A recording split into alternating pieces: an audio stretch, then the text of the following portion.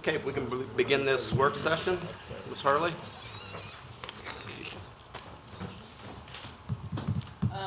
This is actually the proposed amendments to the ethics law, and we have Mr. Weston Young here to go over the proposed changes.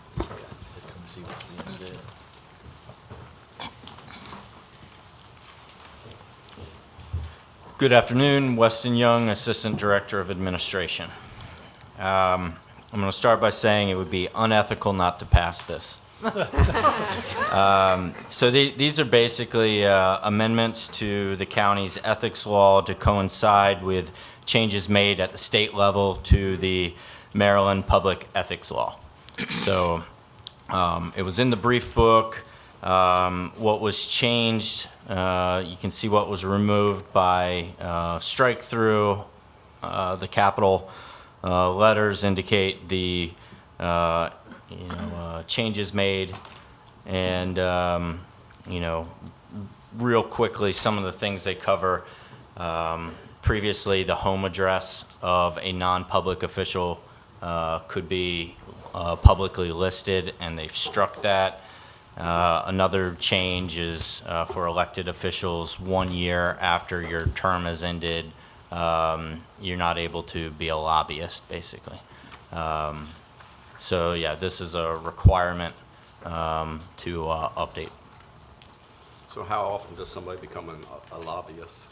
That's a very good question. I think it applies more, you see it more at the state level and federal level, but it could theoretically happen, and they've determined that that is not a ethical course of action, or at least after a year, you're stale. So they want us to wait a year? Yes. Okay. Any questions? Mr. President, I do have one question for him, if there are no others.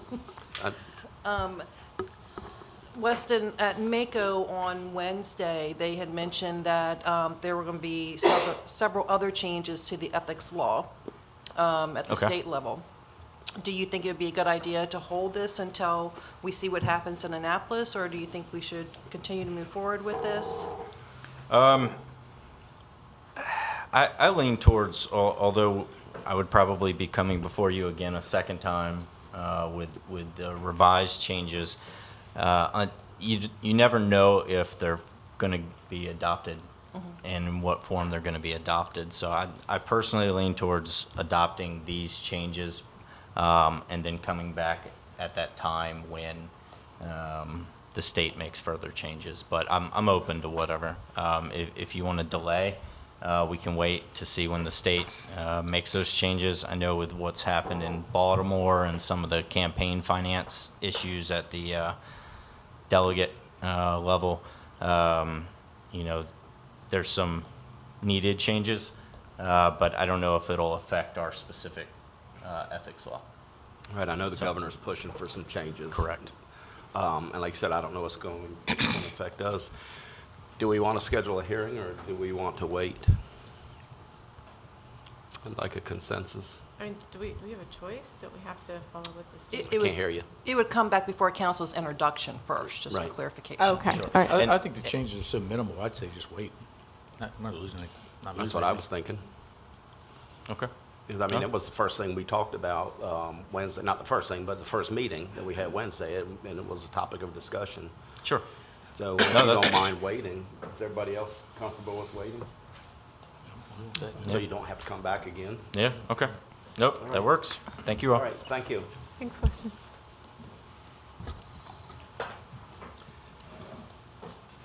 Next is to discuss the airport water main city-county agreement. We have Mr. Dallas Baker here, Director of Public Works, Amanda Pollock, Director of the City of Salisbury Public Works, and Catherine McAllister with George Miles and Bureau.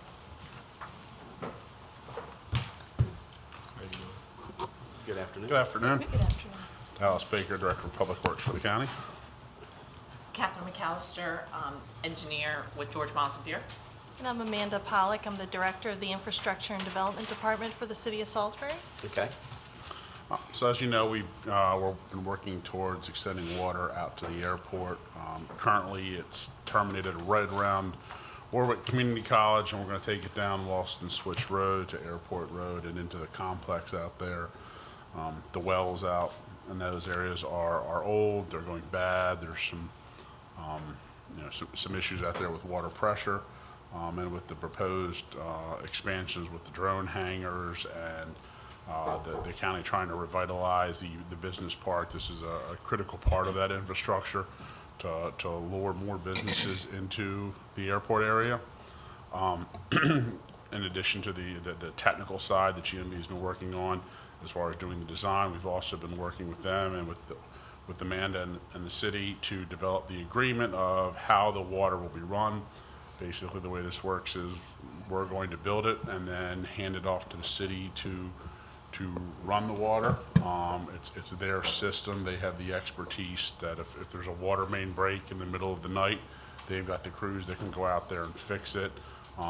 Part of the water main will also include a chlorine booster station because it is such a long run.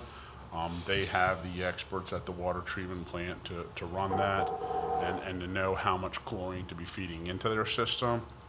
So it just kind of all makes sense. We on the county side are working towards the funding for the design and the construction, and then the city is being nice enough to run it for us, and this agreement dictates the terms of that agreement. Mr. Holloway? So it'll be going down Walston Switch Road, and I know Walston's mobile home park has had issues. Is there plans on hooking that into it? No, this water mains, the condition of the funding is such that no tie-ins are allowed. No tie-ins are We are putting in fire hydrants. Yes, we will do fire hydrants for safety Yeah. reasons, but it's a dedicated line. Yeah. Yeah. Now, you mentioned failing wells. Are you talking about wells that belong to constituents, I'm individual talking residents? about wells on the airport. At the airport? At the airport, Okay. yes. So, and you said no tie-in with the mobile home parks, I'm assuming no tie-in with anybody? Okay. Correct. It's dedicated to the airport usage. Got you. I mean, Catherine, is there, So, yeah, okay, we all got questions. That's good. Is there, in the future though, does this create, I mean, an opportunity for, yeah, kind of getting back to Joe's point about like the mobile home park, if something needs to be done there is, They would have to go through the full process of water and sewer plan amendments, planning and zoning approvals before MD would ever approve any type of connection. right, So this is, in the state's eyes, it's what's called a denied access line. So when they allow a line like this, they're trying to not encourage growth in the area. But if there is a health emergency, like at the mobile home park, they right, would yeah, be. because this isn't, for growth purposes, Certainly. we're not talking growth purposes, we're I'm just I'm talking sure they'd be for- willing to entertain it, but like Catherine said, they'd have to go through the whole process. So Right. Have it's not a changes, local right. decision, it's a I state guess of Maryland. my question is probably more technical, just, I mean, it could, physically though, it could be done Yes. if needed. Capacity-wise. From a yes. capacity Yeah. standpoint, it could be done if, and that's not what we're here to talk about today, we're just talking about getting water to the airport, I understand that, but it was just more, but, As far as the 12-inch size capacity, yes, but as far as storage and that type of all the Right. cities, and that would obviously have to be looked at also. Yeah, if- yeah, if I get others that. would come Ms. on. Ackley? yeah. I thought you were getting ready to say something. That's okay. Mr. It was already Hastings. pretty much answered. What if, Mr. Cannon? for some reason, go ahead, Ernie. that the county came up and put up those package plants out there for those residents out there? Could the county then take over and then supply the water to the airport? No, at that point, we would be hooked up to the city system. We're not trying to go in and take over the cities. Would it be possible for us as part of the water sewer master plan to look at a package plant to serve that area for the sewer? Yes, but this is, once it's connected to the city's water supply, I mean, it's being produced by their park wells, their paleo wells. They're treating it, they're storing it. We would not want to go in and start muddying the waters by sticking our fingers in their pipes. And we should say that the airport is already served with sewer Correct. from the city. Yes. City. It's just Yeah. never had water. Yeah. In 2013, GMB actually did a feasibility study on this project, and we did look at that. We looked at the alternatives for the county putting in their own wells, deeper wells that wouldn't have the issues we're having now. And the biggest cost is storage, because you've got to have the fire flow, and then you got to have the fire hydrant fire flow. So that cost ended up not being fairly higher than the cost of extending the city services. Back in the 70s or 80s, whenever it was, they ran that sewer pipe down Mount Herman Road. The big discussion is why didn't they put water in at the time? Nobody thought it was needed. You know, they had the trench dug, you know, 2 pipes instead of 1. And they didn't do it, so. The areas to be served was noted as the airport. Is it also not the industrial park near the airport that's being served as well? Is that something necessary to note that, or what? So they're all part of the same parcel, I believe. Are you Okay. talking about the business park, Citation Drive? Is that the? Yes. Okay, so that's actually part of the same parcel as the airport. Okay. So they will all be part of that parcel. The Yeah, but- other industrial Well, park, well, before you leave that though, but what about the parcel that would be to the, yeah, to the right, which would be to your west? Airport Road. Right. Where the Drill Academy is? No, where we This is shoot our, between Mount Herman Road and the where we airport. shoot our doves right? every year, yeah, that's a no. that was my Okay. second question. Yeah, okay. Okay, I thought that might be linked to your first question, but, okay, so that's a no. Yeah. Is that, I'm not sure. Mr. Strasburg says, yeah, that's a no. Now, How hard would it be, how hard would it be for them to hook up to that? Because I've always thought that was such a waste to have that property just sitting there like that. How hard would it be? And then when I heard that this was coming, I thought, that's a great opportunity. So how hard would it be to create that? I guess it would be on the state level, to gain access once this is put in. How hard would it be for that industrial park to gain access to this water? We'd have to discuss that with the state. I mean, that really is, that's growth, and that's what they're trying to deny with this. You know, the health department with the mobile home parks and such, that's a little bit of a lower hanging fruit, but, you know. It's just, you know, in light of economic development, et cetera, I thought maybe that'd be a great opportunity. Yeah, the other issue that we would have to address with that, John, is that in the city's code, and this is something we're discussing right now with Amanda and the administration, in the city's code, extension of water service requires a pre-annexation agreement. So if you extended it to a private parcel like that, that would constitute a pipe stem annexation. So Right. that really complicates the issue as well. Which I thought, I mean, in reading that section B about it, the state allows it. I thought they were going to accept the pipe stem extension by in the terminology of how it phrases this. So I was thinking that Yeah. if the state implies that they might possibly approve annexation by the city, then they were, by the same sense, approving a pipe stem annexation. Follow me? That really becomes an issue for the city and the county. I mean, that would really be a local decision. I prefer to develop the airport commerce park before we create competition across Airport Road. Wayne, while you're at the podium, Yes. because I know I'm going to get a lot of questions about this. So, correct me if I'm wrong, what you're saying is if, say, Kilburny or Mobile Home Park wanted to hook up to this pipe stem, up to this water system, that would give the city the right to annex them, is that what you're saying? I would defer to Amanda, but that is my understanding. So the way the city's code currently reads is that to receive water or sewer service, you have to either sign a pre-annexation if you're not adjacent to city limits, or be annexed if you are adjacent to city limits. So right now, the mobile home park or Kilburny would just have to, and the airport for that matter, would just have to sign a pre-annexation agreement because you're not adjacent to current city limits. So it's not, the city's not pursuing annexing down Walston Switch Road at this time. See, that's really not in our growth area of short-term or even long-term growth. So at this point, it would just be a pre-annexation agreement, which essentially states that if the city limits come that far, you would be required to annex because you have water and sewer service. So, what you're saying here is if at some point in time the city annexes up to the airport, the city could annex our airport? Yes, exactly. That's the way the code's written, yes. I didn't think you could annex county property. We'd have to request it. Yeah.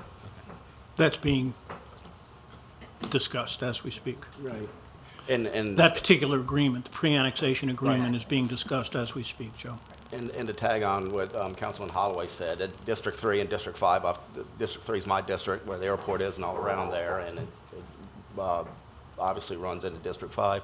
We both have heard from a lot of constituents that are concerned about being annexed in the city. So my question is, if they have to sign a pre-annexation agreement, how long before they become city taxpayers? And that would really only be if they petition, they would have to be petitioning the city for water and sewer service. So we're really not at this point going out and trying to annex those Well, properties. I understand that. So that would be if they have a lot of failing septics or something like that, and they feel like that's their only option. You know, knowing that you're going through a county master plan, they may have other things to look at for sewer service. Well, but- we already know that in that area where the pipe is going to be laid, there is failing septic and some failing water systems. So again, if you picture where the mobile home park is, our city limits end up closer to Warwick Community College. So it's not desirable for the city to annex all that property to get down to the mobile home park at this time. And the thing to remember too is, you can't be annexed unless you request it. Right, right. Citizens have to request to be annexed. That's right. Yeah, Exactly. yes, yeah, the city Even if they can't sign a annex. pre-annexation Well, agreement. signing the pre-annexation agreement is them agreeing that they want to be annexed. Yes. So what happens if they need water and/or sewer, and they're forced, or are they going to be forced to take the city since it's the closest source? You could only be forced if you were in city limits and not tied on. So because the state called this a denied access line, the health department couldn't force them to tie in. Because again, from a state level, they're saying we're not allowing anybody else to tie in. So they can't be forced at this time. Still going to be a lot of questions. There isn't a pre-annexation agreement between the city and the county on the airport, is there? There was not. So when sewer was run to the airport, that predated that part of the code. Because you all probably are aware that there are urban service districts. That's no longer an option in the city code. It was changed a couple decades ago to say annexation or pre-annexation. So back when the airport received sewer service, it was under an urban service district. But for this extension, the county's not signing a pre-annexation agreement. We're in the process of negotiating You are? that. That's not part of the agreement that's in front of you, because the agreement in front of you is really to deal with operation and maintenance of it, but that is, per the city's code, it's requiring the pre-annexation agreement. Mr. Dodd, I had an observation and maybe a possible suggestion. I noticed in there that when we hook in, this would be the airport now, not somebody else who comes in later. Right. There are going to be city charges, I think the capacity and the facilities charge. They will have to be paid by, I guess, the county or the tenant at the airport. In any event, it'll have to be paid. My experience on that with the city goes back, it's beyond 5 or 6 years. It does not include the current administration or anyone, but at least at that time, we found that the city tried to use that as a cash cow. And it's based to some extent on your consumption volume. I won't get into the details of that. You can if you want to, but I just point that out, that there's going to be that cost, and there could be at least some, let's call it dispute. I know on our disputes, we were able to show that our water consumption was much less than the table the city was showing based on water meter readings, and we're able to get some relief for that. But that can be a fairly substantial, particularly the capacity charge. I would think here the facility charge, since the county is building the line out, that the facility charge should not be real great, because it's being paid for by the county, it's been a while and I forget how that formula works. I just remember it was a lot of numbers after the dollar sign. Start. Okay, so there's Follow. two different fees. The facility fees are fees when someone else has put in a system and then you're tying into it. So Chop Tank ran the water main across Boston Switch Road and down to where this tie-in point is. So Chop Tank would be owed a facility fee just for that piece of the water main that they put in. So I don't have all those exact numbers, but that is based on their actual costs, that anyone else who uses that line pays a share of that line since they installed it. Capacity fees are based on how much water you're going to use. And the current capacity fee for the city is $3,500, but that's both water and sewer. I think the water portion's like $1,500, but I could pull that exact number. But essentially, that's based on your projected water use. And there was a policy in the past, beyond 5 years ago, where we used to use a table that the state had for water use. And it was a gross overestimate of water use. So the current practices and what we've been doing for years is we will allow the applicant to present data on how they're obtaining that water use, if they have similar facilities somewhere else, if there's some reason of why they think the water use is going to be a certain amount, we'll base the capacity fee off of that. The code gives us the ability to reevaluate their actual water use in 2 years after full occupancy, whether it be up or down. So take, for example, especially car washes that may say, oh, we're going to reuse a lot of this water, our capacity fee should be really low. Well, we'll look after 2 years and see how much water they're actually using and adjust. So we've tried to base this much more off of a realistic level of water use than what was done in the past. So a lot of these facilities in the industrial park are probably just going to be office space and large hangars. So they would be relatively low water users. It's probably just restrooms for employees. Could I just ask one question? Were the numbers you just mentioned for capacity, was that per EDU? Per EDU. So Yes, it's going to exactly. be more than that, because obviously it's going to be more than one EDU. Any more questions? I think there should be a continued discussion on this pre-annexation agreement, if it exists. And I certainly would expect it to be part of this agreement here. Well, again, this is the operation and maintenance of the line. That's, you know, we're trying to separate the issues because this is like the technical side of who's gonna go out and fix the main in the middle of the night when it busts, as opposed to annexation, pre-annexation. Right, but, well, then maybe I'll phrase it differently, then maybe the pre-annexation agreement, I'm assuming it's gonna have to go through this council, it's gonna have to be approved before this agreement gets approved.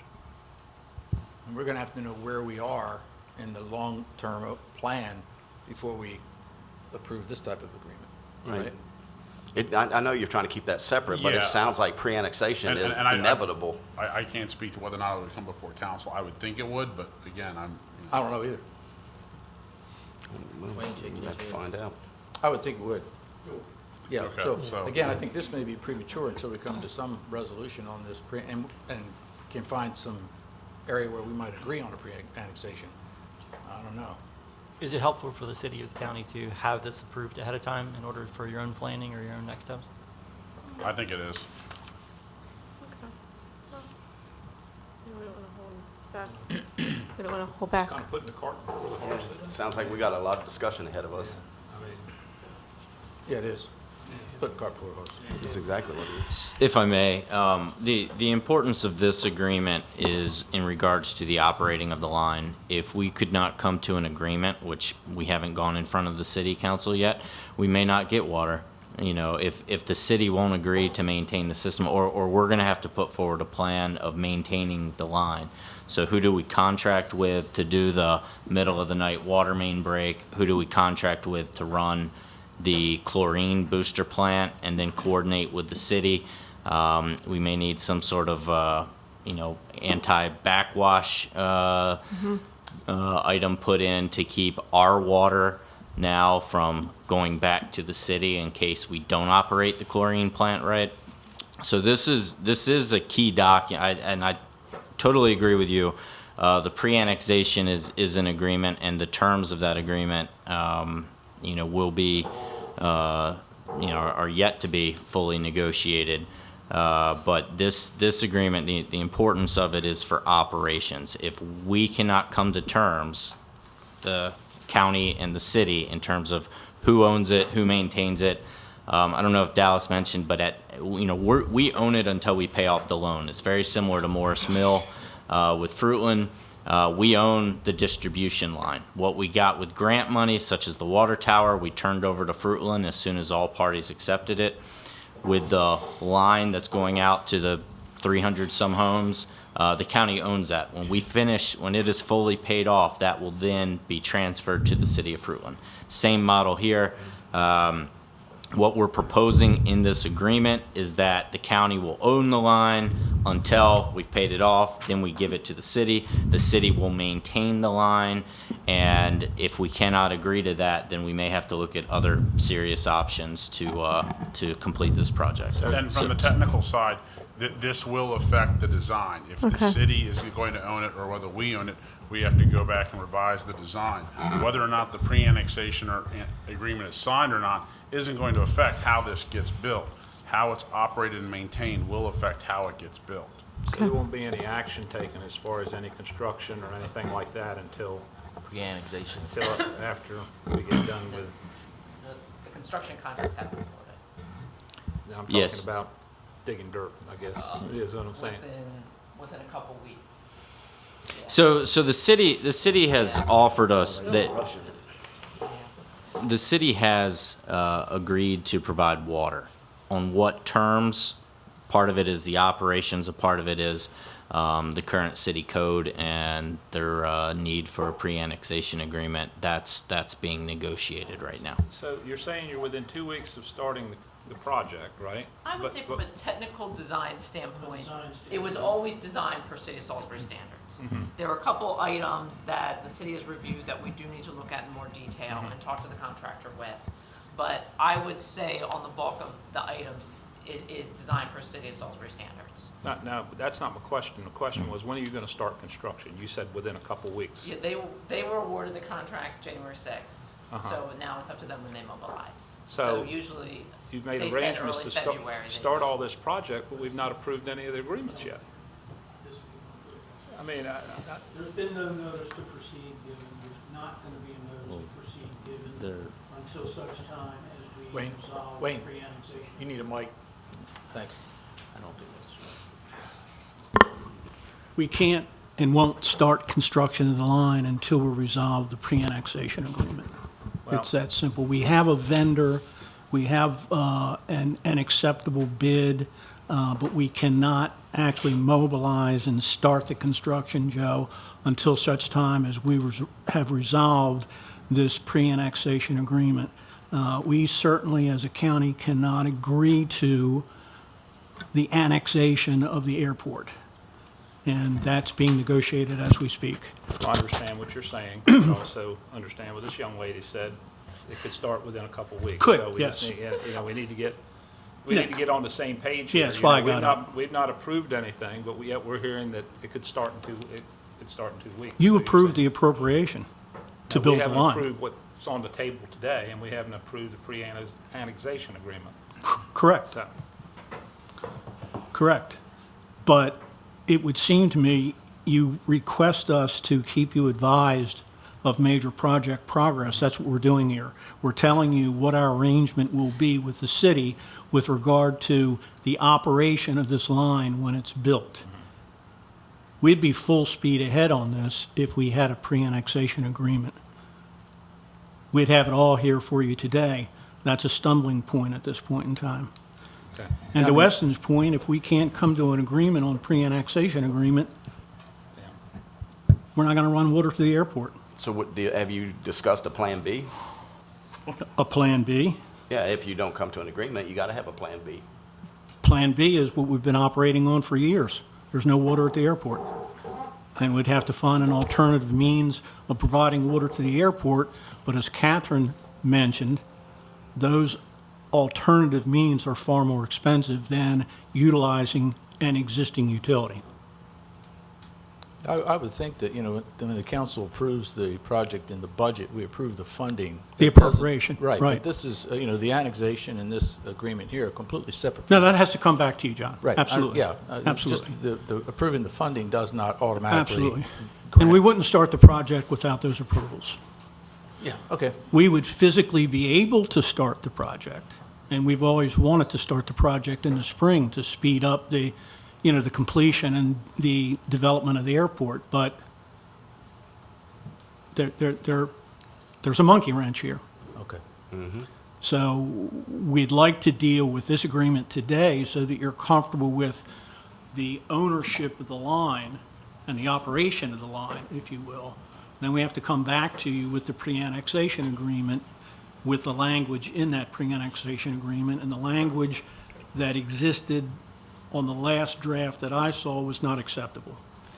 I would say then that in order for the council, if we're being asked our opinion, or if we're being asked Right. whether we're in favor or not, would be that as part of this agreement, there has to be a clause in there that specifically states, based on the approval of a pre-annexation or waiver of a pre-annexation. I think we have to put that qualifier in here ahead of time before anyone on the council is going to agree to this, because it all, in my opinion, revolves around that annexation agreement. I wouldn't want us to get ahead of ourselves and approve this agreement. No, we didn't anticipate you approving it today. This was simply a work session to bring you up to speed with where we are. Okay. Yeah, this is going to have to come back to us anyhow. Right. That's what I'm saying. When it comes back, in order to expedite this, before the pre-annexation or waiver of it, it should state in this document that, we're recognizing the fact that there's a waiver of a pre-annexation agreement, or else the pre-annexation agreement has been made. It could be incorporated in this document. I'd have to read through both agreements, John, and have the attorneys read through it. They can give us the guidance on that. But from a practical standpoint, you're absolutely right. They're inextricably linked. Okay.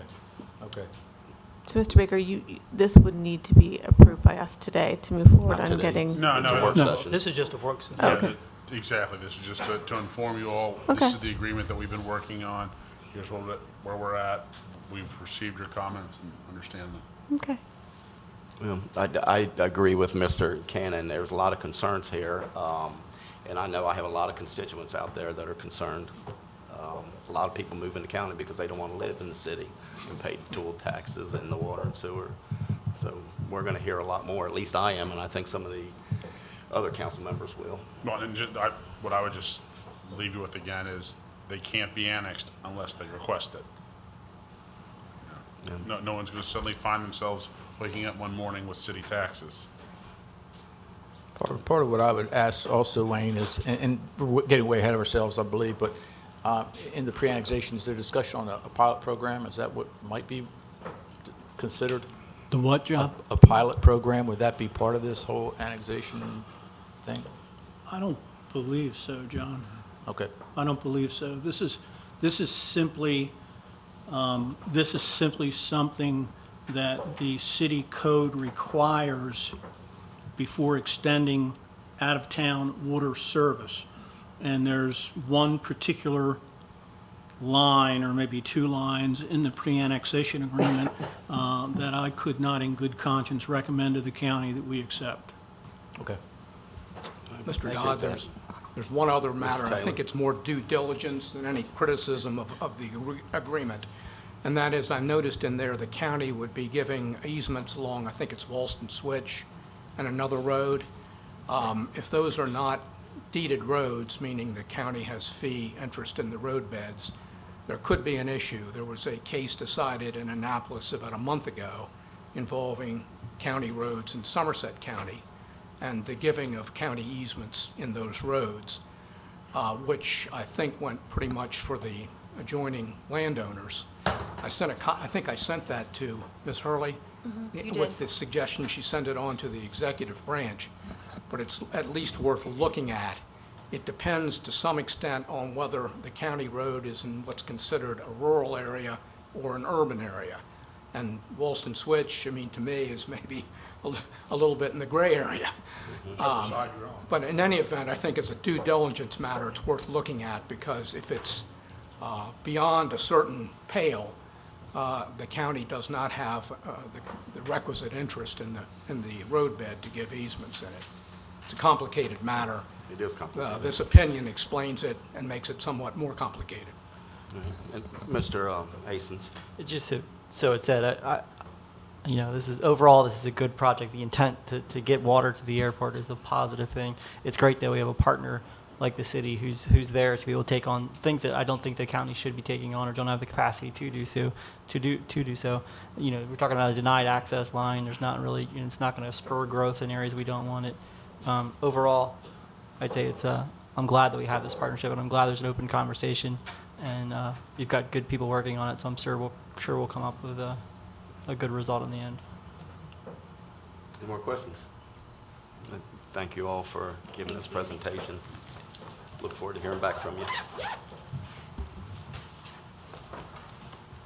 Next is the discussion on the capital improvement program for fiscal year '21 through fiscal year '25.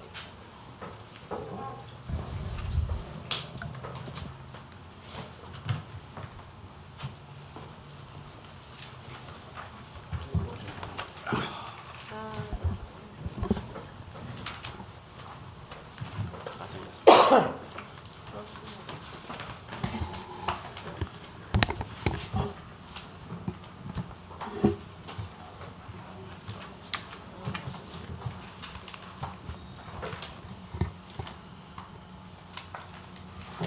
that's legal services. That's legal services. For later.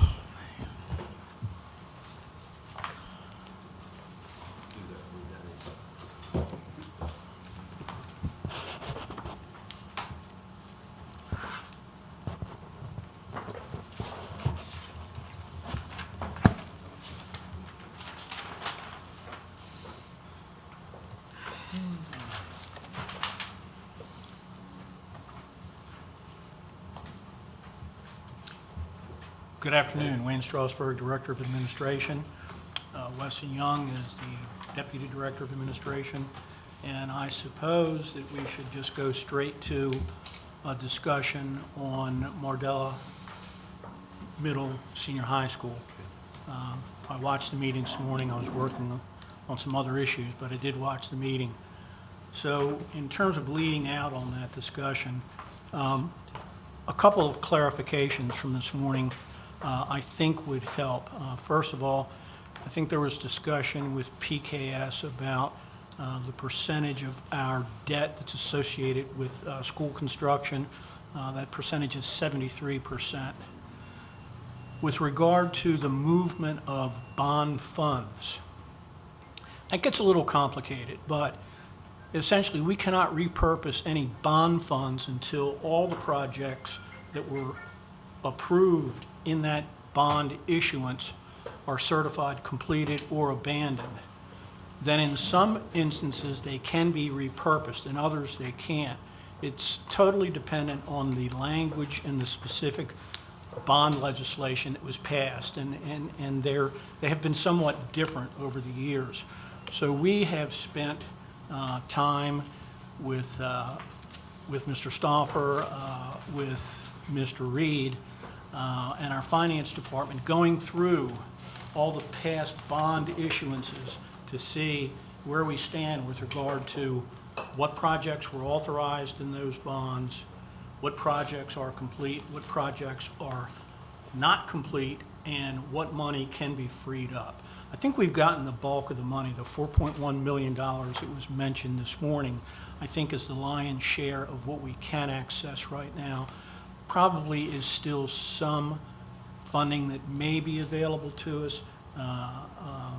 Finance Department and Mr. Reed are going to meet on that as soon as we possibly can to really scrub that once again. So are you saying that 4.1 million that was mentioned this morning has already been gotten by the county, back by the county? It can be repurposed, Joe. Oh, okay. It So can it's be still there to repurposed. okay. So was this, did the county know, how long has the county known we've had this?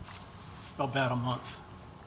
And how long has it been out there for? I don't recall what projects they were. The thing you have to remember is the Board of Education has to certify to us whether or not the project is completed.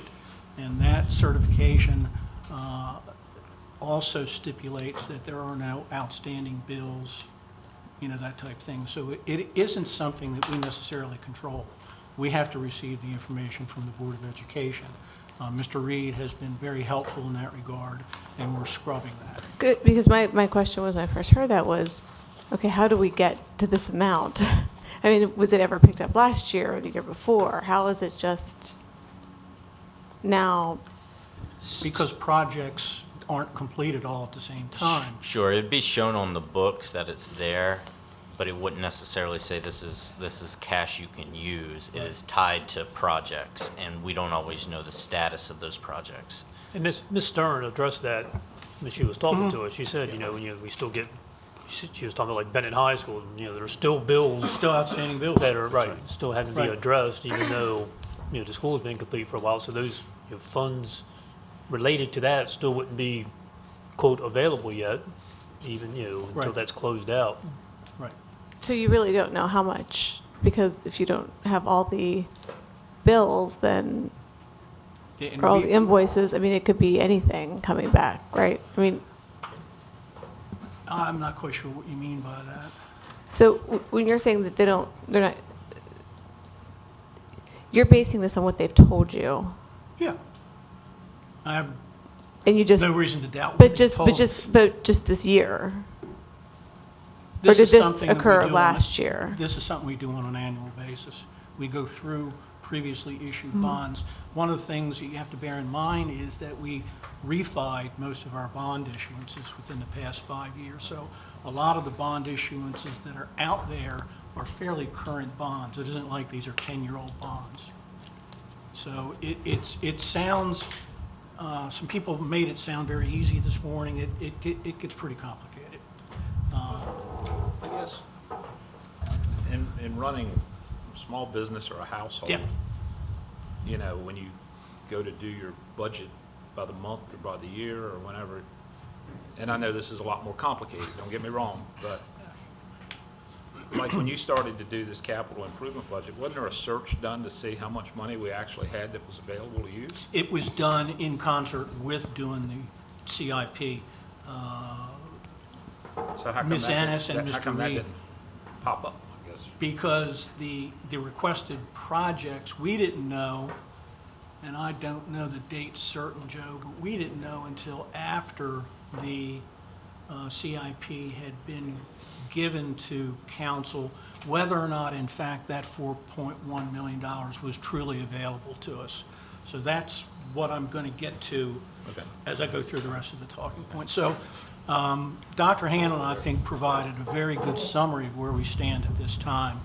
I would add, I just said this, that we're currently reviewing all outstanding Board of Ed bond issuance with Mr. Reed to determine whether or not any additional funds may be available.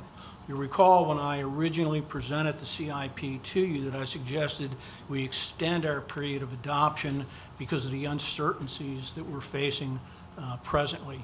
We're into the legislative cycle now, as President Dodd alluded to earlier, and I can bring you up to date with what we presently know, trying to read the tea leaves. 2021 state budget actions so far appear to be as follows. The county disparity grant appears to be intact. That's critically important. That's some $8.9 million. There will be a slight increase in highway user revenue, according to the governor's budget, about $113,000. Alternatively, the governor is proposing an additional 10% downstreaming of ASDET, State Department of Assessment and Taxation, local office costs. That would really be tit for tat with highway user revenue, so it's a net neutral. Kerwin is a certainty. Kerwin is going to pass. What we have right now is the gross number, but we don't know what the county share is going to be, and we don't know how phasing is going to be resolved. So we don't know whether it's going to be front-loaded, back-loaded, smoothed out, or whatever. So that's still very fluid. On a positive note, and it complicates things a little bit, but I think in the long term it's a positive, Senate Bill 1 and House Bill 1, the Built to Learn Act, the sponsors with the Senate President and the House Speaker have already passed second reading, and they're certainly going to pass. What those two bills do, they transfer the management of school construction in large part to the Maryland Stadium Authority.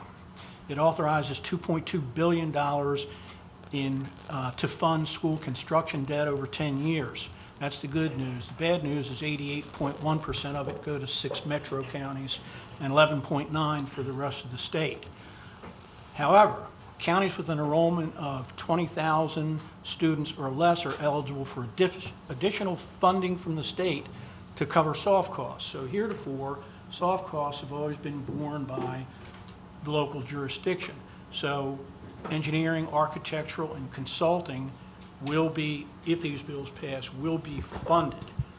We're given to understand that funding would match, it'd be matching funding, 50% county, 50% state. So that's a big plus for us. So in moving forward, and I heard the commentary this morning that we're going to seek an appropriate resolution of this, I think we have some things working for us in that regard that are helpful. With specific regard to Mardella, I can advise you that County Executive Culver's by no means doesn't believe that renovations and improvements are required. He understands that they're required. His concerns surround the scope and the associated costs. If you go back to the 2020 CIP, the project was estimated at $42.6 million. The 2021 estimated cost is $71.8 million. And therein lies Mr. Culver's concern, i.e., can we afford that increased scope? And do we want to proceed with planning expenditures in the near future until the situation clarifies itself? So it's fluid. I think that's the reason that Bob pulled it out of the CIP, because he knew, or I think we all believed, that we were going to essentially make this a process that would go through until the annual budget adoption, and by that point in time, we would know what the state was and wasn't going to do. So it's very fluid. We heard the comments this morning. You know, I certainly agree that something has to be done, with that school. I believe the executive agrees with that. It's a matter of coming to an agreement with what and when, and making those decisions in light of state actions, and we need a little bit more time. Well, wait, Yes? or just one comment I'd make, given everything you just said, as you're making the comments about, the state's giving really unprecedented monies available for school construction. Yes. If there's ever a great time to be building schools in our lifetime, it's probably right now. So, in the CIP is, just that, the capital improvement plan. Right. So not it's, Right. I'm just kind of sitting here thinking, well, this needs to be in the plan, because there's, like I said, there's no better time to be planning to build a school and creating that time frame and so forth, and probably as we sit here. So, it's, and there's lots of, we all got to figure out how do we make that happen. How we but, afford it. Right, but, How we afford it. This is not the critical time to have it in, to say that this is a priority for Wicomico, now that the state is looking at this, and it has separate bills and the budget, et cetera, all around that. I would agree with you that with the state's actions on the school construction side and with the interest rate environment that we find ourselves in, you would look at this and say, if this is a high priority, necessary project, this is a good time to proceed. But I think we have to come to agreement, and I think it involves more discussion between the Board of Ed and the executive in terms of the scope of the project and the timing of the project. But the other thing that I would say, Bill, going back to your comments, is you recall that, I forget what meeting was, I presented you with the 10-year forward forecast, and it wasn't pretty. If the Kerwin costs, as they're currently depicted, come downstream, if the other assumptions that we made, which I think are pretty reasonable assumptions, come downstream, we're going to be under pressure with our operating budget, much less our capital budget. So all I'm urging at this point in time is a little bit of patience, gathering more information, having further discussions so that we can come to an agreement that will make sense after June 15th. And right now, I just can't give you those answers. Probably about 6 weeks away from that. That's my best guess. I hear all your concerns about what might be coming down Yep. the track as far as expenses and pass-throughs from the state. But when I look at the capital improvement budget and see $30 million going to the airport in the next 5 years or 4 years, that doesn't show a lot of concern for the rest of the issues. That $30 million is not necessarily all PAYGO funding, Joe. But a lot of it is. We're looking, $6.5 million this year, right? $6.5 million this Yeah, year, yeah. but that's, put that up against the fact that we want to keep Piedmont Airlines headquartered in Salisbury. I understand that, So, but you know. I understand that, yeah. So- We so- also have other projects we need But to again- make sure that's right. I share your concern with all the capital spending, including the airport. And we're proceeding with reaching out to state, reaching out to federal sources, reaching out to grant resources to backfill the spending that we need to do at the airport. And, you know, we've talked quite a bit in the county over the past decade about how much we have deferred spending on schools, which we have. You know, this county kicked the can down the road for a lot of years on schools. We kicked the can down the road for 40 years at the airport. And at some point in time, that comes home to roost, and it's come home to roost. So if we want to maintain Piedmont's presence, if we want that airport to be the economic asset that it can be, we should be aggressive, but to your point, we need to be aggressive within reason. So we're saying, off the subject of the airport, the big hang-up now with Mardella is the design and how much we're going to spend, not necessarily the money that we have to build it. Is that what you're kind of getting at? Well, the Cost of design, cost of the schools. yeah, and let me just put it this way, if the executive is not comfortable with the scope of the project, he's concerned about proceeding ahead with spending funds to make that scope real, because you've got to do your architectural plans, your engineering plan, you've got to do all that, you've got to spend all that money, and he's saying, I'm not sure that I agree with the scope of the project at this point in time, because it increased $30 million in 1 year. I sit on the school building commission. But that's, I was gonna say, right. I went to all those Right, meetings. right. I went to all those meetings. I understand how the school building commission came to the conclusion that that's the manner in which they proceed. But it is an increase of $30 million in the space of 1 year. And I think what the executive is saying, he wants to be very deliberate with how we go about agreeing upon the scope and how we go about spending that money, because we don't want to spend money on a scope of work that we may not be able to afford, and that we may not, I say we, as a county, may not believe is the best scope of work. Mr. Best way to Hasten put it. has been Yes. patiently waiting. Oh, sorry. I was just going to say that Superintendent Hanlon mentioned 1.2 million roughly for the draft overage and then 4 million for the closeout bonds. She was basically alluding to or trying to get to if it was some sort of compromise amount. I totally understand if there's a change of 40 million to 70 million, $30 million difference. That's Right. something significant. But is there a number that we would put on, if we could keep some minimum amount to keep Mardella on track? Is there a number that's there? We're going to scrub the numbers with Jesse in terms of what funds, I don't want to say idle funds, because they're being invested and we're really earning more money on an investment than we're paying in interest, which is a good thing. But I could probably come back to you at the next meeting with that. Bill, did you have a question? Well, I guess just a quick question, I know everything I'm hearing still says it needs to be in the plan. So, but what is our estimated cost in the county? I mean, you keep talking about, the construction cost of the school, but the state pays the hard cost, That's right. the state dollars, our share of that is. Our share ends up being half the total project cost. Right. 35. So what, 35 million, give or take, is the county share. 35.3. Now, however, that may in fact change with SB1 and HB1. Right.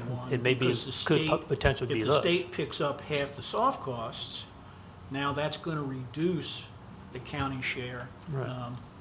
by about 25%. But again, but we're not gonna be in line for that if it's not in our plan. I don't know that, look, and I'll find out more about this. So I just have a question on the state side, because, looking at the state CIP for what they're funding and it's saying 97% of the cost in our county is 3%, and it's not on the state building CIP. It was submitted to them and it was deferred. So if the state is deferring the building of the school, what is the county's obligation? The county doesn't have any obligation right now. Because the state has to approve the plans.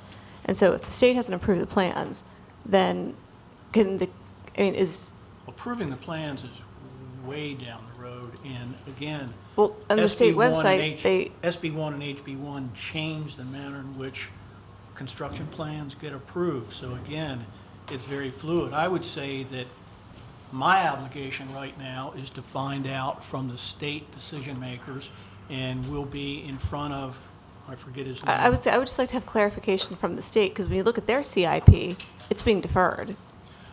My obligation right now is to find out from the state what drove their decision to defer. Exactly, yes. Why do they defer it? So I heard this morning that they deferred because we deferred. I've But heard. ours didn't even come out. Theirs So- came out first. So to touch on that and Bill's concern about the existing CIP of record is the 2020, 2024 that has been adopted by council. You can find it on the website. It lists Mardella shown number 2 priority. This is a draft. The state's not looking at our draft CIP right now. The FAA is not looking at our draft airport projects right now. So they don't know it's been pulled. And we pushed back the approval date of this to be more in line with our budget. So that argument, what we have is a fiscal year 2021 IAC 75% approvals that show Mardella Middle High renovation addition is, it says deferral of planning due to fiscal constraints. Going back to Wayne's point, it is why did they defer? It's Right. not because they're looking at some draft document. Exactly. Because, They're not looking at our draft CIP. That's my that doesn't make understanding. sense. That's my understanding, but I want to talk to the appropriate people at the state level, because when I see HB1 and SB1, and I see 88.1% of the funding going to 6 Metroplex County, and the other 18 jurisdictions are getting a little under 12%, it makes you wonder what the reality of significant state funding is going to be. who's gonna And do I don't what? have that answer for you right now, but I'm certainly going to try to get that that's fair. answer for you. They might be paying more of the soft costs, but cutting back on construction costs. I don't know what their thinking is. It's too early, but this is important. We understand this is important. We just need to get more information so that we can come to a decision that we believe is satisfactory to everybody involved. And again, we urged at the beginning of this process, basically, that look, this is a proxy based on what we know right now. We're in a very fluid environment. Let's take our time, get as much learning and information as we can so that we can make the best decisions that we possibly can. Did you hear when And that's really where we are. That's fair. Have you heard when the state plans on voting on SB1 and HB1? We'll probably find out tomorrow, Larry. Yeah. At I didn't know if you heard anything sooner I than haven't that. heard anything. 'Cause it sounds like that's what you're waiting on. Yeah, I didn't see anything on tomorrow's agenda that would indicate that there's anything imminent. We can But certainly that's a ask. big deal. Yeah. It's a very big deal for us. So another question I had, and it does sound like there's hope that it will be put back in the budget or the CIP. You mentioned, I'm throwing out numbers, 40 to 70,000 difference Went from Did you get- 42, to like. in round numbers, went from 42 to 72. Did you get an idea why? Yes, I mean, I sit on the school Okay. building commission with Ernie. Can you say real quick? 1,000 or million? Million, Yeah. A million. million. It's almost double. Yeah. Well, the short answer is, and this is going through months and months and months of discussions at the school building commission. The short answer is that the school building commission, Board of Education, Liesl Ashby, and Micah, don't believe that they can provide an adequate structure and learning environment based on what was put forward last year. I mean, that's the simple answer. The simple answer is we can't renovate our way to a footprint that we think is a long-term footprint. So there was initial plan that was going to cost 42 million, so that was all? There was an initial estimate, I would say, Okay. On Nicole. But the school building commission is very deliberate. It is, it's, these people take their time. They go through deliberations and scenarios and try to determine not what's going to be good for the next 10 years, but what's going to be good for the next 40 years. Yeah. Because that's really the life of a school building that you're looking at. And they have to look at proposed enrollment figures. It gets very complex. So from the executive standpoint, the increase from 42 to 72 was a big surprise, and he wants to be more deliberate about it. You know, I always remember the story about one of the, I think it was Warwick, Yeah. one of the architects came in and said, this is the building that you need. And they said, no, this isn't the building what we need a different architect. And, you know, they went back to the drawing board and they built a school that they could use. And sometimes I wonder, and I've had Michelle sitting in the audience, and we had those arguments over Bennett High, she can well remember, about Yeah. the extravagance of some of the schools and some of the things that were put into the schools. So, you know, my thoughts sitting here are saying, well, let's not just give them a certain amount of money and tell them to build a nice school with it and see how. I know that's unreasonable, but Yeah, again, the scope of work, the cost, is of concern to the executive. The executive doesn't want to see us moving ahead right now with expending more soft costs on that scope of work until we are better educated on what's going to come out of Annapolis, what the affordability is, and, quite frankly, speaking for the executive, I think Bob would say that he's not convinced that the scope of work is really necessary.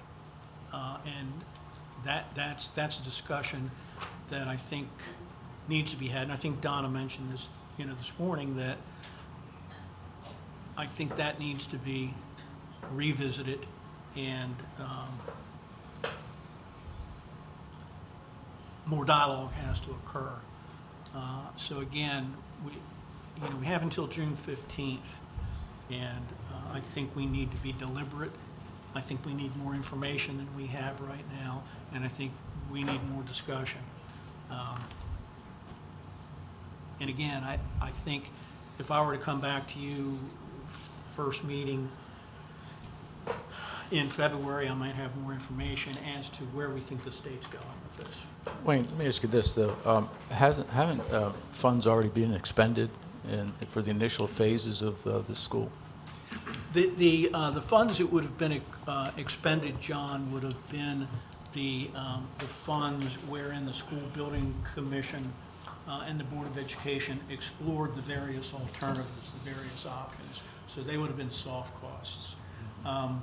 One of the things that, quite frankly, I'm not sure of is that in HB1 and SB1, I'm going to try to determine this tomorrow when I'm in Annapolis, is will we be able to recover soft costs and hard costs, soft costs that have been expended prior to the passage of SB1 or HB1? Or is it only soft cost money that's expended prospectively? And I think that's an important consideration. Right. And that may guide us in our thinking about, hey, wait a minute, let's wait for passage, because now we get more money from the state. Yeah, I was just saying, based on the commitment from last year's CIP, where there's $700,000 committed for fiscal year '20. Right. And then other monies for those Right. following years. I think Right. that some of the wheels are already in motion for this. And that's something we'll scrub with Liesl and Jesse.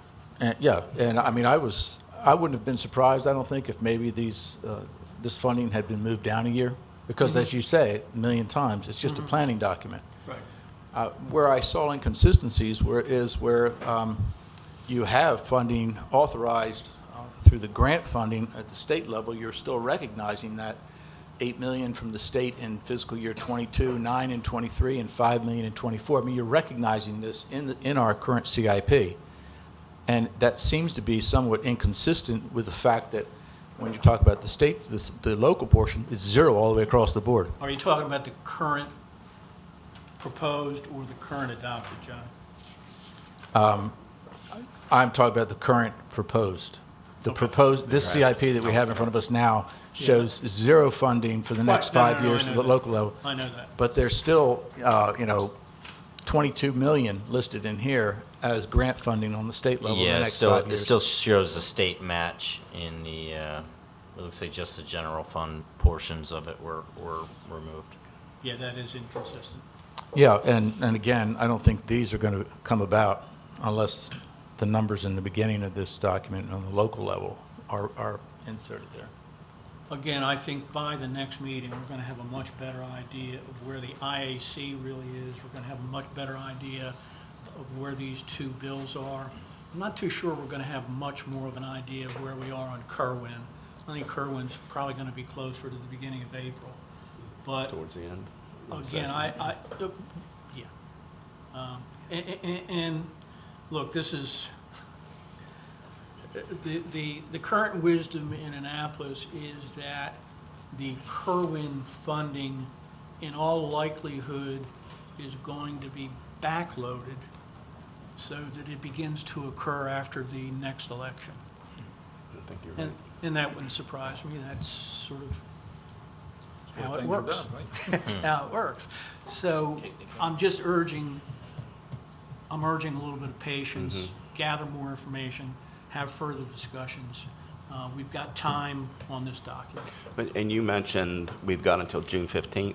Are you talking about to adopt it? For the adoption. I thought we extended to June it first. June 1st. Unless we Okay. extend it I by, misspoke. yeah. Okay. Have I we wanted to done correct that that. resolution We did. extending We the did. time? Yeah. I couldn't remember whether we had or not. I wanted to correct that.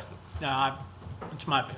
So June we- 15 is, thing So with me. would you like to be on the next meeting Happy for to another be. work session? that'll be fine. Mr. Hastings? Last question.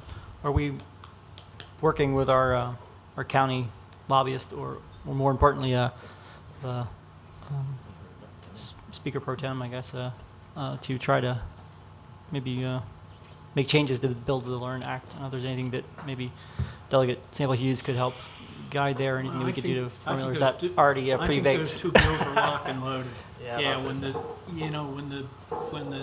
when the Senate President and the House Speaker introduce the first two bills and they pass second reading, I don't think there's going to be much change to them. And I think in the long run, it's a good thing for us, all things considered. Any more questions? Well, we just talked about Mardella. Are we going to talk about the rest of the CIP, or is there anything in there anybody wants to talk about? I got a million questions, but we're going to have to do another work session with it being Okay. 2 o'clock. Yeah, to the extent that you all can just email us any concerns, questions you've got about this document. This is as you might imagine, this is a huge undertaking, and we're starting the budget process now, so to the extent that you can give us a heads up so that we can provide you information along the way or be fully prepared when we get here to answer your questions, that would really be helpful to us. I did have one thing, though. What happened to the explanations of the projects? That was a beautiful format last year and the years before. It was a 94-page document. This is a 44-page document. You've completely eliminated all the explanations of the projects. I can give you explanations for any one of the projects you want to talk about. In writing? And I know you can. I think That's they've why been it was so added to nice the when we- back. I They've think, been added to the back I of the think they're document. still there, John. Pages have been- No. I'm not talking about the appendix that you have in there now, because Yeah. that's just a broad version of, I mean, that's a real general, you know what I'm talking about.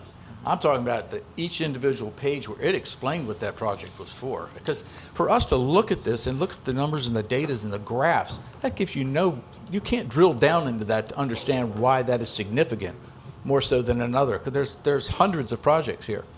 But you know what I'm talking about? The page that you used to do with a full description of why. It would be, each individual project had its cost over 5 years. Sure. Or at least the A major description, if there was additional maintenance costs that this project would cause, Yeah. we know what you're talking I mean, about. that made you able to evaluate it. What I might suggest is that we bite off one or two departments at each of the next upcoming council meetings and just talk, in depth or at length about those departments with regard to any questions, any further explanation that you need. We can bring the functional department head in, because if you start to get into the technical weeds, it's good to have them there, and that may, make you more comfortable with what we're proposing in the document. We can do that. Well, yeah, but I mean, again, those were only, it was only a small paragraph Right. with an explanation, invaluable information. Synopsis. I agree, with what Councilman Holloway said.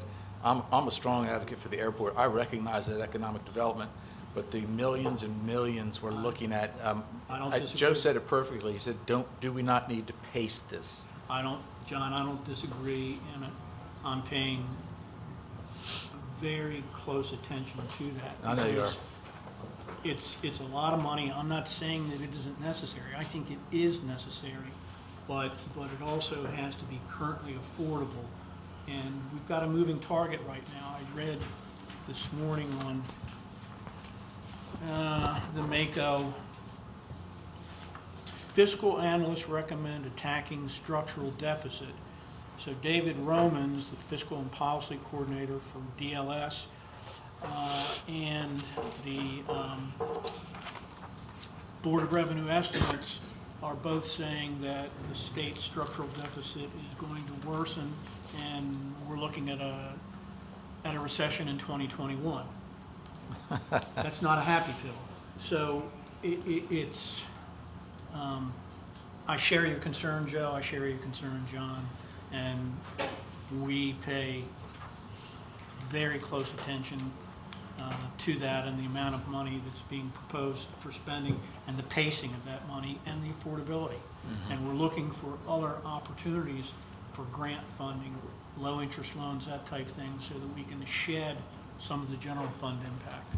So we recognize that. I remember Tony Sarbanes was the council president and a former principal of Parkside when it opened, and he made a statement that if the county renovated the schools every 2 years, it would take at least 50 years to get to the last one. But we can't continue to delay these projects. So I know that the citizens would, and the board would like to see us continue to move full speed ahead on this. Yeah, So we look, appreciate your consideration. Look, the county kicked the can down the road for a lot of years. On many projects. It's caught up to us, not only with the Board of Education, but we're seeing it with the Public Safety Building, we're seeing at the airport, we're seeing our infrastructure is reaching the limits of its useful life, and we're trying to put a lot of toothpaste back in the tube very quickly, and it's a matter of whether or not it's affordable in an environment that, when you look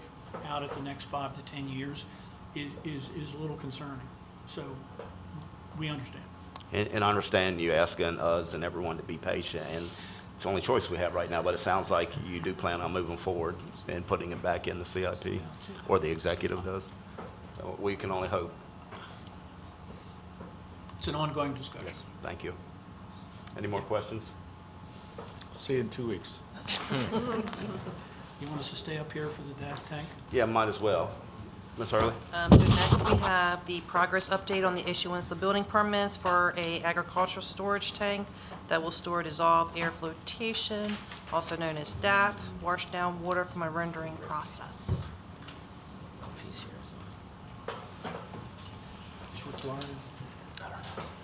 Keith, can you bring a chair? You got one.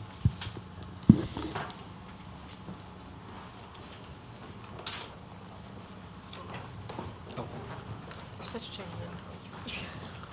So since I talked so much on the last one, I'm not saying anything on this one. Keith, can you introduce yourselves? Absolutely. Keith Hall, Deputy Director of Planning and Zoning.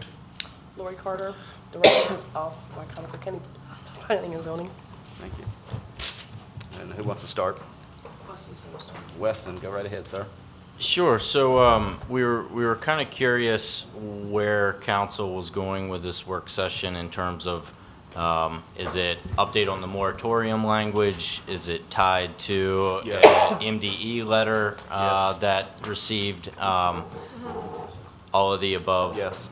Well, before I turn it over to Lori and Keith, I do want to say that as part of this issue,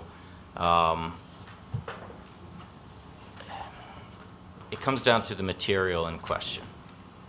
And regulating based on a storage facility, I think, is an issue, because I could build everything saying it is for water.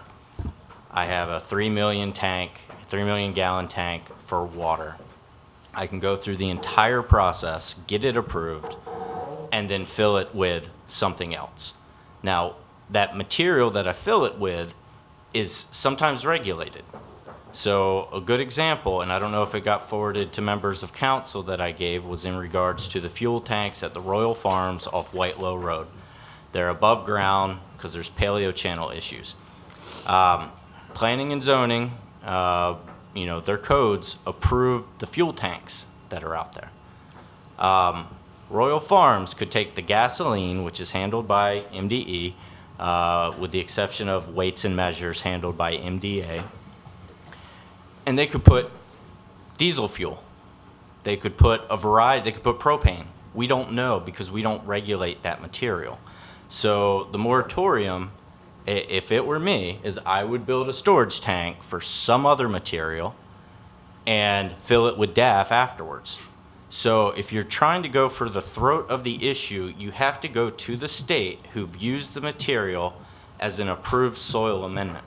So not having MDA up here explaining, as part of this conversation, I think isn't helping. And I also think DPI should come up and they need to explain, why this material exists to begin with and what it means to the industry. We did that with the CAFOs, and I think we found a fairly comprehensive solution.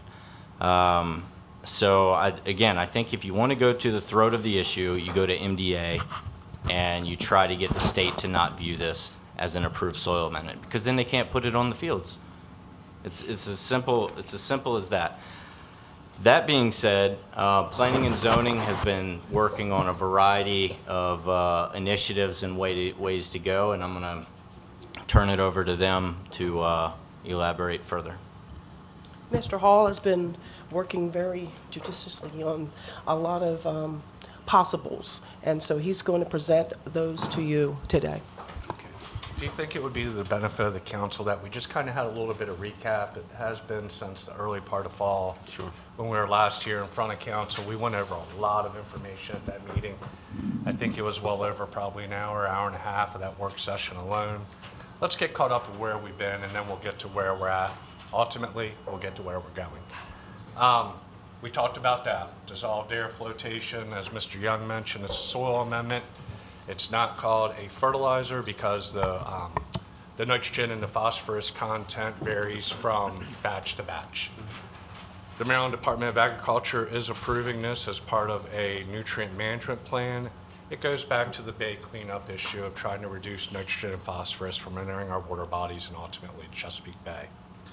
We talked about the building process, permit process that was reviewed by the county or used by the county, as well as some of the prerequisites, whether it was critical area, forest conservation.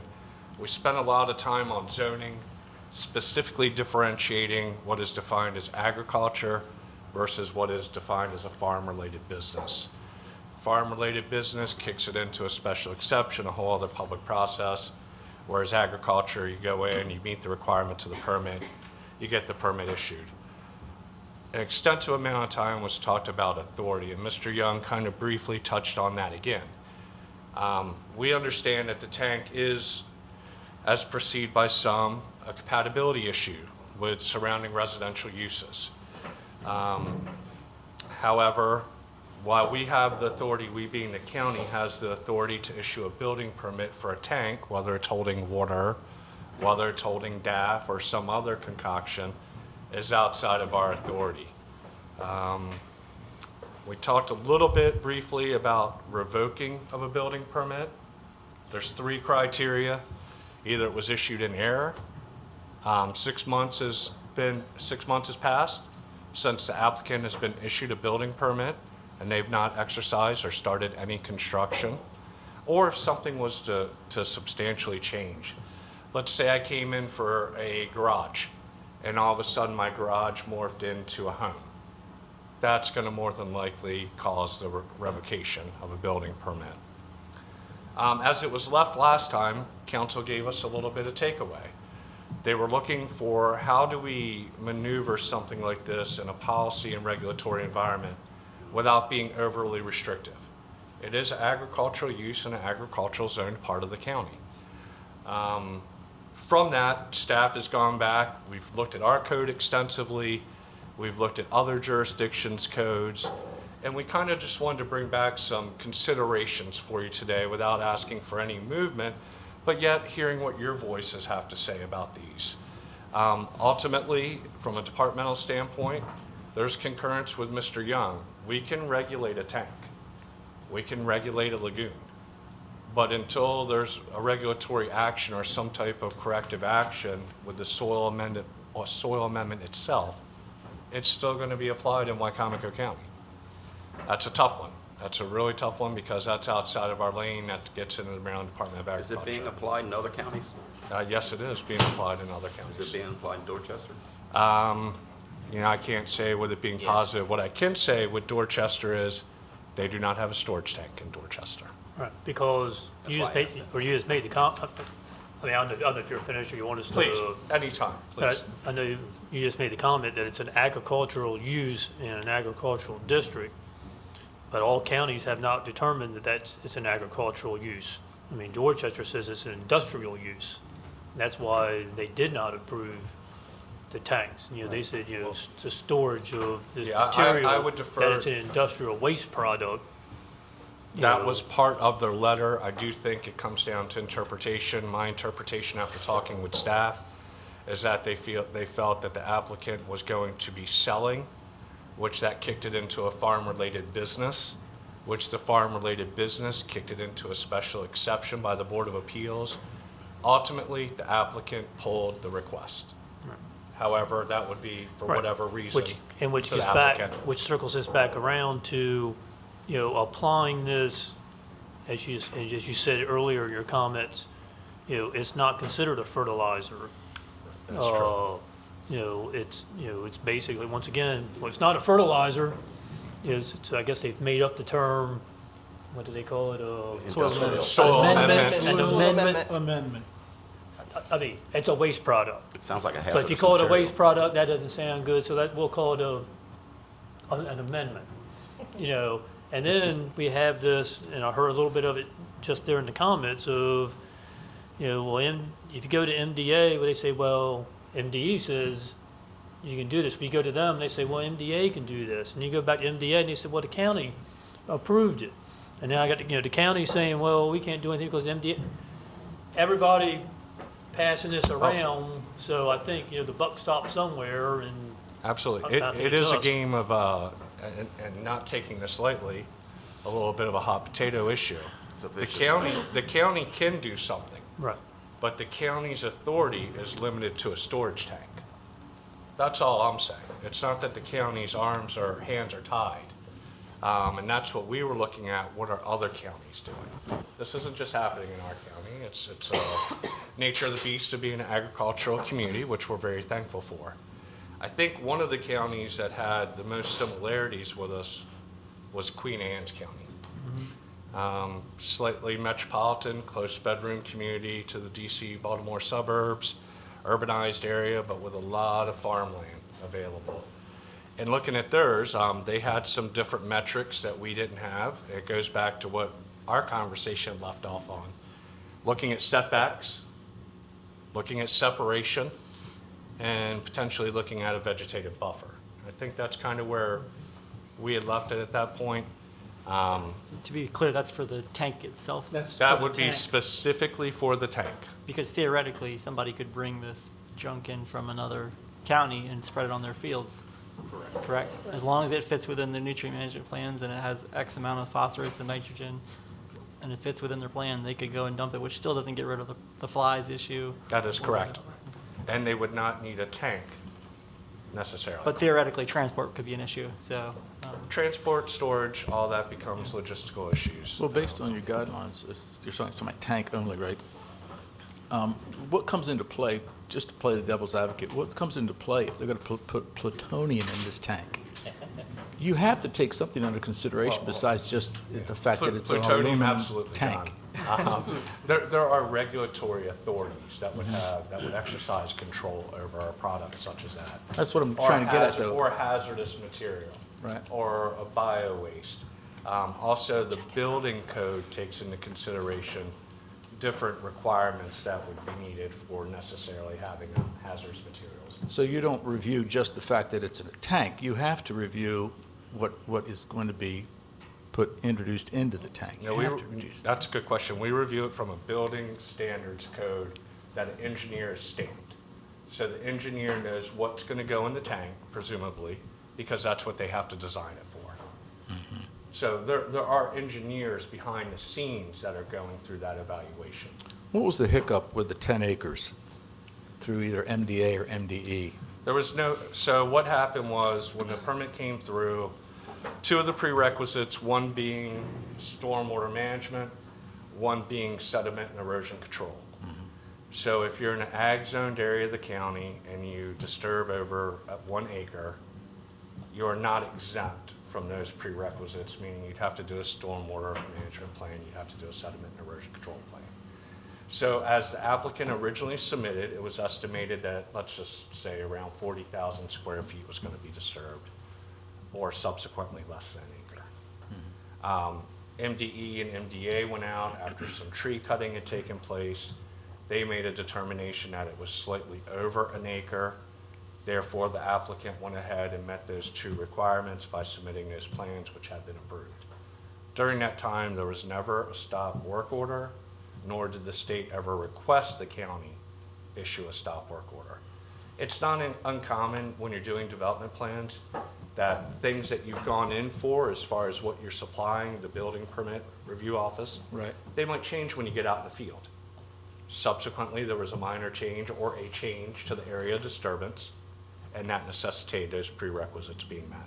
Does that change whether or not your permit is valid or not? Not at all, because there was no substantial difference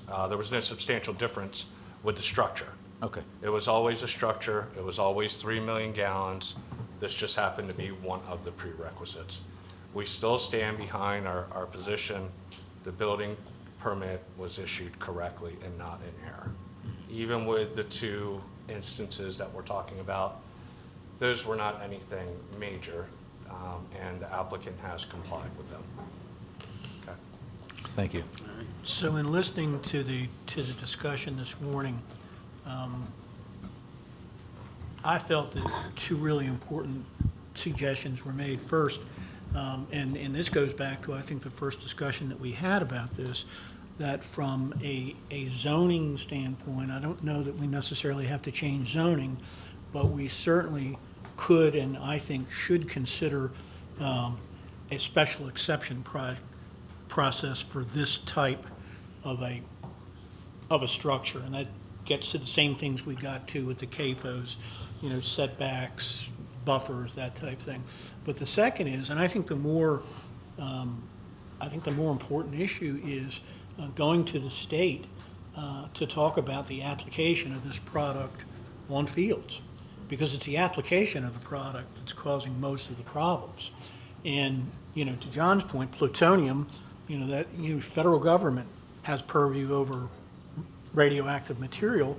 The state has purview over the application of this product. And if we as a county believe that the application of that product is detrimental to our quality of life, health, whatever, then I think we should have that discussion with the appropriate state agencies. You hit the nail on the head. I mean, when we went through the whole poultry issue, 70% of the complaints about poultry houses was really actually manure, when you really drilled down and found out what Right. it was. I think that is the case here, and I think you're right. We do have to look at how we might regulate the application process. The storage tanks themselves, though, my only concern is the fact that they're open. And you get a lot of complaints about the fact that it draws a lot of flies, it draws a lot of, insects or whatever it might be. I haven't been there to experience that, but that's what we're being told, and that's why we have public hearings. And that in itself may be an issue to consider with the DAP tanks themselves, in addition to the buffers and whatever else you might want to do. I think when you go back to the enclosure of it, it would be similar in comparison to enclosing a manure, or a mulch shed. Mulch builds up a lot of gases as it's breaking down. So essentially, you could be creating a situation where too much pressure is occurring in a tank, no way to release it. No way to release it. Well, you could have Depends on how you a design it. valve, but you know what I'm saying. Yeah. I think it was probably designed in a way, whether we agree with it or not, that is probably most conducive for its use. Also, it's our understanding, not becoming a DAP expert by any means, that this is supposed to create a head or a crust that It until does. until it is disturbed, should contain that smell. Well, actually, the science of it requires it to be open. That's- I mean, I'm not defending it or not, whatever, but it's that's just the the science reality requires, because of it. actually the sunlight actually Breaks it down. breaks it down and so forth, but, you know. Anaerobic processes. It's an anaerobic process. But we're all, I think, and we all are saying the same thing from the standpoint of one commonality here is, the state needs to be definitely part of, getting back to Weston's comments, the state needs to be part of this, and we've repeated that. And I think our state legislators right now need to be part of this. Because we have two issues here. I mean, the tank's one issue, and I think we can deal with that either, creating buffers and setback requirements and so forth, either via just within our zoning code or via special exception. That's one thing, but then the other half of this is the application process. And that definitely has to be something we gotta do hand in hand with the state. So we gotta deal with the two separate issues. Right. So Weston or Keith, I do think it's important, and I think it's imperative that we talk to the state agencies. Who do we contact to come here and meet with us? The gentleman we got the letter from, I would say. But it Ben was a letter- Grumbles is MDE. Yeah, we can get you the I had sent in an email earlier an MDA contact, and whether it's him, I don't know, it could be somebody from the extension office. I'm not certain, but I do think somebody from the Department of Ag. We can query them about. It should be somebody knowledgeable to what's going on. But they've had people down, And they passed the buck. Before we go to that extent, Joe. why don't we meet with the people that are producing this, the DPI, and a That's- couple of the poultry I integrators? think it's important that we And talk get to the them- poultry integrators. Get them in here. Now, I talked to Bill Massey from Mount Air a few weeks ago, when we had the complaints, or it's been months now, we're on Dagsboro Road, and he said they are working on a process on this stuff. It's out there yet. It's not finalized. He don't know when it'll be, if it will be, or when it, about the application process and, getting the odor out of it. I'd like, representatives from DPI and the poultry industry first. They're the ones producing it. They're the ones that need it. They're the ones that need to be Correct. putting it out there. Correct. To see if they have any solutions before we, get the state involved. I Could we mean, put like a work group together or a community advisory committee, even of the, those living in the area where it's Yeah. being dispersed? well, that's what we with did. That's kind of what we DPI, did put with it the all poultry together and- thing. But I think we could meet with them first, and Yes. then Yeah. have Weston, Lori, Is that and Holly Porter? Keith. Yeah, Yeah. right. But Can we also, invite them? but also I keep in agree. mind, this is not just poultry product. I mean, CD the Valley majority Proteins of in it. here. Yeah, there's, some of this No, I stuff don't comes think from we need- restaurants, some of this stuff comes from rendering plants, Yeah. so it's primarily poultry, but it's not just poultry. Well, That the goes into the stuff that's going into DAF is strictly from the rendering process. It's not spent grease from But those rendering restaurants. plants, they render other stuff That besides is just true, poultry, is my but they're point. separate. But they have a use for that. Mr. Dodd, could I offer just a Yes, couple of Mr. thoughts? As far as the spreading of it, and I think that's probably the larger problem, I'm not sure that the county cannot regulate, or what I'm saying is I think we might be able to regulate that through zoning. The last time we had that long discussion that Mr. was just mentioned, I asked the question, do we know whether the state regulations preempt county regulation? Nobody knew the answer. I don't know the answer. I didn't know it then. I haven't looked into it, but I'm not aware of anything that says it's preempted. If it's not preempted, then I think the county has the ability, even in an agricultural zone, and even though it's conceivably an agricultural use, to further regulate it. Now, as far as the tank is concerned, just as you probably know, because I sent a memo in on this, there is now a pending case on that. Looking at it. That case may not decide the issue as to whether that tank is proper or not. It may, right now it's an administrative appeal from a BZA denial that was made summarily without even going to the board. Unusual in my experience, but I'm not saying that's improper. I'm just saying it's unusual. But if that's the case, and that can't be handled administratively in that appeal, then I think that the protestants about this, the landowners out there, homeowners, can probably bring a case, and if they're correct, that the building permit has been improperly issued, that it's not permitted in that zone, the building permit would be deemed to be void, and they could probably get an injunction against the county to cancel it. Now, I'm not saying that's going to happen. What I'm saying is if they're right on their arguments that it's not permitted in this district, then that permit can be challenged and canceled, I believe. There's Maryland Case Authority. I've mentioned it in the memorandum. So that may play out. We'll have to see how that's going to go, too. So there's still some balls in the air here. But getting back to the spreading, because that's really the problem, I think. Right, I mean, the there are a application. few people who are concerned about the tank, don't get me wrong. But there are a much larger group, the ones around the state police barracks that were mentioned, all up and down Log Cabin Road, et cetera, and that's the spreading of it. And I think that can be regulated if it's not preempted by the state legislation. The reason I brought up meeting with the poultry industry first is I think some of the folks on the west side and on Dagsboro Road have already met with some of the state agencies and haven't gotten anywhere. And we would probably go through that process to begin with. That would probably be something we would have to deal with. So I think we should go to the root of the problem to begin with. I think your And point's see if we can get there first without going to the state. I'm not trying to protect anybody No. from the state, don't get me wrong, I don't want anybody to think that, but No, I I think think your that's, point's well taken, you know. Joe. When, again, going back to the whole CAFO issue, DPI engaged on that, and through that engagement, I think we arrived at a fairly good conclusion. And I think this is important enough to the community on one side, but to the poultry industry on the other side, to sit down and engage them and say, look, I've been told by people in the poultry industry that the disposal of that waste product is a critical component.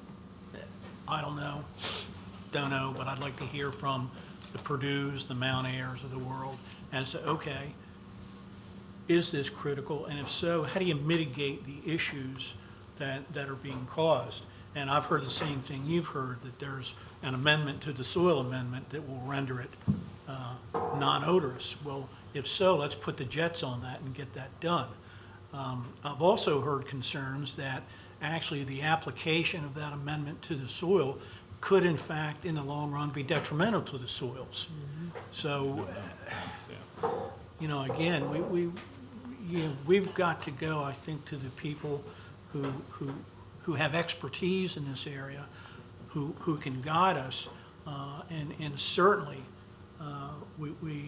I would be very unhappy if my home was proximate to where this product was being spread, and I understand that, and I think we need to take a very hard look at that. Where do you live?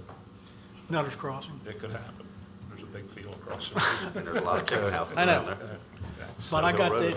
that CAFO within, I can hit a driver The up to that goal being- CAFO, but I never have any issues because they did it right. The goal Mr. being Hastings. is that The goal being that science takes care of the smell.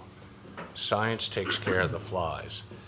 As far as the visual sighting of it, that goes back to where Bill is at, that setbacks, separations, vegetative buffers. That will help reduce all this. However, it is a leap of faith that we're asking the citizens to take. And they're experiencing this right now. Josh? Best quote I heard from all day was, of course, from a story who mentioned this is not a farm practice as it is, as much it is a way to get rid of waste. You know, I mean, I'm from a proud farm family. There are a lot of different ways that you can use. There's a lot of things you can do, from chemical fertilizers, others, all sorts of application rules, et cetera, et cetera. I want to be very clear to the public, this is the folks sitting up here, we are very much pro-agriculture in Wicomico County. We want to find a way to do it in the right way. I don't want anybody to take that in any kind of a different avenue. We want to, if we bring together the right amount of folks who actually know what we can do, we can come up with better regulations. I think that CAFO, what happened there was a prime example, and the rest of the state did pay attention. I heard folks talking in Cecil County about what we were doing in Wicomico County. I think this is another avenue, an area where we could bring folks together and actually, let's pull an MDA. John Sullivan actually reached out, said he wanted to come and talk with us. If we can get some of those folks in here and actually have pull in DPI, I think we could come out with a better scenario. But we're definitely going to have to pull in the Annapolis folks, and this is an issue that it goes across many communities, and it's something that is very.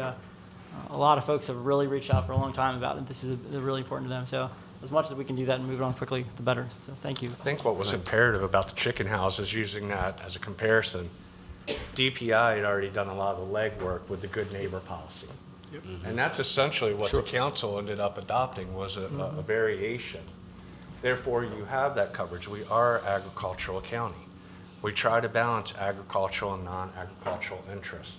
However, it is important, it's imperative that we have the voices here that know the science better than us. We know the zoning, and when the discussion gets to that point, we know what to go back and research, what a good practice is, and that we can bring forward. But as far as what the industry's needs are, that we're kind of in the dark on. Well, I think that this could be a real easy fix in reference to the application, because there's already state law in there right now that restricts the time frame as when you can apply this to the soils. Right. Simply look at whatever that legislation is, propose an amendment through the state of how that application is done, instead of just the spike method. Joe Holloway, I know you were mentioning earlier about the turning of the soil, which reduces. Moldboard plowing, it's called. What is the it? old type of plowing where they roll the soil over. Rolls. So we Right, might- if you covered it up, you wouldn't have to. Covered it up. But it's going to cost them more money to do it. Yeah. But we may want to consider that option as far as an amendment on the state level to amend whatever that statute is to require this type of covering up on the application.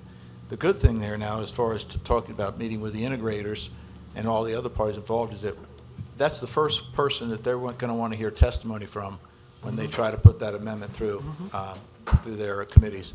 So it would be good for us to run this by them as to whether or not they would be in favor of adjusting the application process. Maybe that might be step one, okay? That would come through the DPI, the meeting with the poultry industry. I Right. think. And they may not want to, Yeah.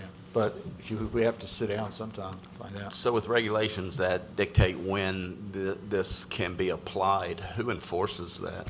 State. That's the Maryland Department of Yeah, Agriculture. Department? It's not supposed to be applied between December 15th and March 1st. Okay.